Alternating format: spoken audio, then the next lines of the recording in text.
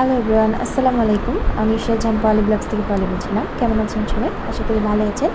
আলহামদুলিল্লাহ, আমিও ভালো আছি আপনাদের দোয়া। তো অবশেষে আলহামদুলিল্লাহ আমরা পৌঁছে গেছি নারায়ণা হসপিটালে। তো এখানে এই জিনিসটা অনেক ভালো লেগেছে, যার যার ধর্ম শেষই পালন করার জন্য এখানে মসজিদ, মন্দির, গির্জা সবই আছে। তো এই জিনিসগুলো আমার কাছে অনেকটাই ভালো লেগেছে, যে যার ধর্ম পালন করার জন্য কোনো বাধা নাই।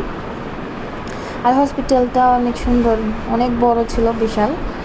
এক জায়গা থেকে আরেক জায়গায় যাওয়াটাই অনেক মুশকিল। এক দিক থেকে সেদিক ছোটাছুটি করতে হয়, এক ফ্লোরেই সব কিছুই করা যায় না। তো এখানে আমি ডাক্তার উদয় কুমার কুণ্ডলী, ওনাকে হার্ট সার্জিক্যাল, ওনাকে দেখাবো আমার হাজব্যান্ডের জন্য। তো এখানে সিরিয়াল ধরতে হয়েছে, অনেক বেশি সিরিয়াল ছিল, অনেকক্ষণ বসে থাকতে হয়েছে। বসে থাকতে থাকতে এদিক সেদিক একটু ঘুরে দেখতেছিলাম। তো এই জিনিসগুলো মানে যারা এখানে হিন্দু ধর্ম ছিল তারা এই পূজা করতে পারবে, ভিতরে এরকম পূজা করার জন্য এরকম মূর্তি বানানো আছে। তো এই জিনিসগুলো ভালোই লাগতেছিল, অনেকটাই মানে অন্যরকম ছিল সব কিছুই। তো এখানে এটা ছিল নারায়ণা, এই বিল্ডিংটার নাম। তারপর এখান থেকে ডাক্তার দেখিয়ে আমি চলে যাব মজুমদার। ওটা হলো আরেকটা।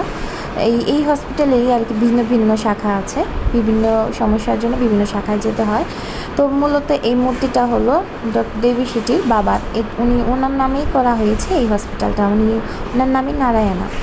তো ওনার নামেই ওনার ছেলে আর কি দেবী শেঠি, উনি হসপিটাল তৈরি করেছে। তো ওখান থেকে আমরা চলে এসেছি এখানে নিউরোলজিস্টের। এটা হলো মজুমদার, এই বিল্ডিংটার নাম মজুমদার।